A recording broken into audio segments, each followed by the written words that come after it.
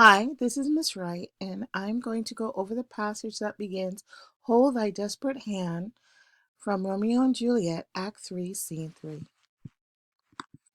This is one of the friar's monologues. It's on page 374 of our text, and Romeo has killed Tybalt in revenge of Mercutio's death, and Romeo has been banished. He now feels completely hopeless. He feels like he has no reason to live, and he's actually made a gesture towards taking his own life. So the friar here is trying to stop him and to make him see that there is a reason to keep on living. Hold thy desperate hand. Art thou a man? Thy form cries out thou art. Thy tears are womanish. Thy wild acts denote the unreasonable fury of a beast, unseemingly woman in a seeming man, or ill-beseeming beast in seeming both. Thou hast amazed me. By my holy order, I thought thy disposition better tempered. Hast thou slain Tybalt? Will thou slay thyself, and stay thy lady too that lives in thee by doing damned hate upon thyself? So the friar questions Romeo's masculinity. He tries to get him to stop committing suicide, but he also questions his masculinity because he's been crying over killing Tybalt, Juliet's cousin. He says that Romeo is like a beast because he's part man, part female. He's not completely one or the other. Romeo has threatened to kill himself, but the friar says that would be like killing Juliet since she lives only for him. So the friar wants Romeo to realize that he can't um, just think of himself. He must also think of Juliet with whatever actions he takes. Here is the scene. Okay. The friar continues by saying, Why railest thou on thy birth, the heaven and earth, since birth and heaven and earth all three do meet in thee at once, which thou at once would lose? Fie, fie, thou shamest thy shape, thy love, thy wit, like a usurer unbounced in all, and usest none in that true use indeed, which should bedeck thy shape, thy love, thy wit. So the friar wants to know why Romeo is so upset. He's frustrated that Romeo cannot see the truth of his situation. He says Romeo is like a rich moneylender who won't spend any money on himself but goes about in tattered clothes.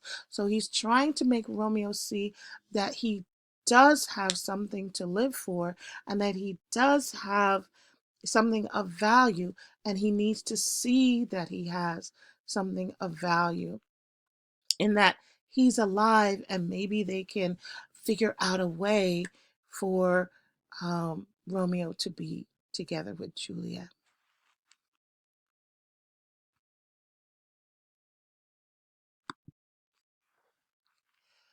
Thy noble shape is but a form of wax, digressing from the valor of a man.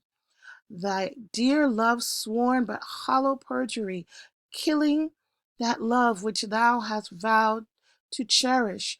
Thy wit, that ornament to shape and love, misshapen in the conduct of them both, like powder in a skitless soldier's flask, is set afire by thine own ignorance, and thou dismember with thine own defense.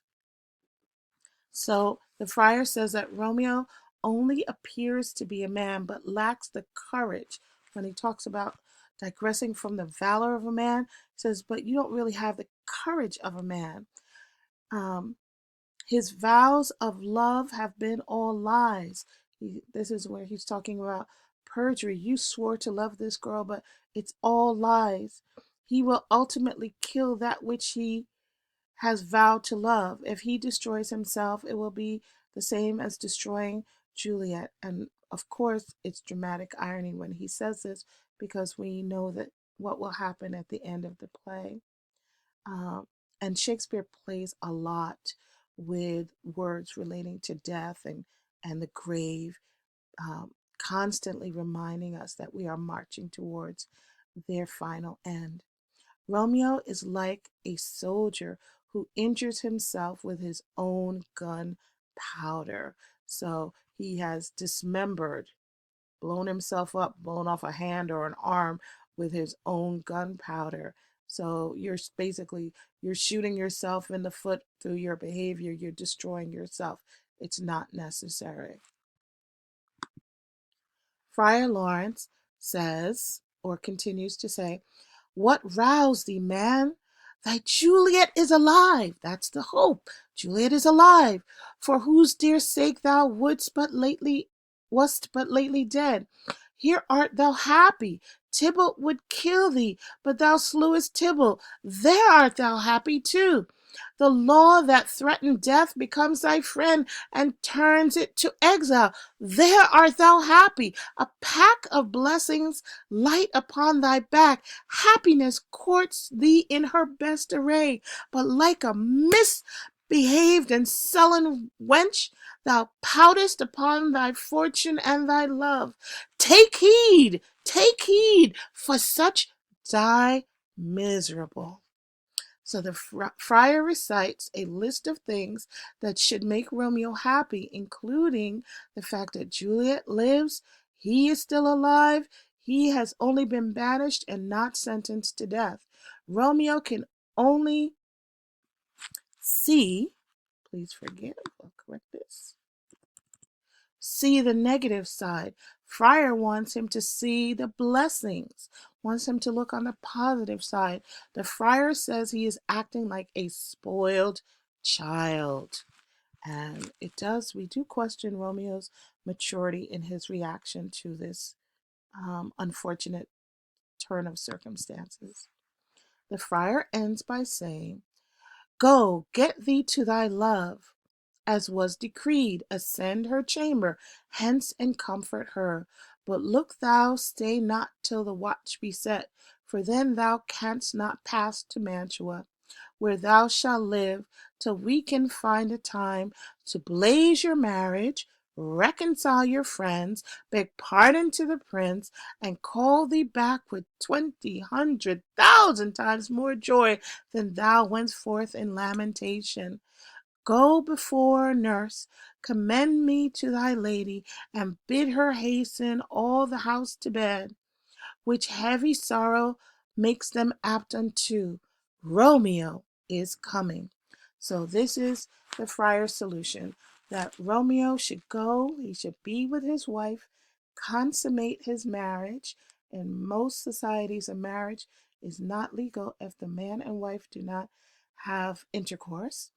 Um, so he's going to consummate the marriage, give comfort to his wife, and then escape to Mantua, where they will use that time to come up with a plan to put everything back together and make um, everything right so that Romeo and Juliet can finally be together. He tells the nurse to go to the house, give greetings to Juliet, let her know that Romeo is coming, and make sure everyone in the house is sound asleep, because she will be with her husband that night.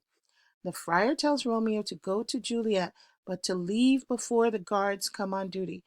The friar outlines a sequence of events that will lead up to Romeo's reunion with Juliet. The friar tells the nurse to go home and have Juliet hurry everyone to bed, which is likely due to all their sorrow. Okay? And that was that passage. Please use this information to help you annotate your packet. This is the scene where Romeo is trying to kill himself, but the friar tries to give him some hope to live for. And this is for my awesome students. Yay! Keep working hard. Remember, if you annotate more pages than you have to, every extra page is extra credit. So I will see you back in class.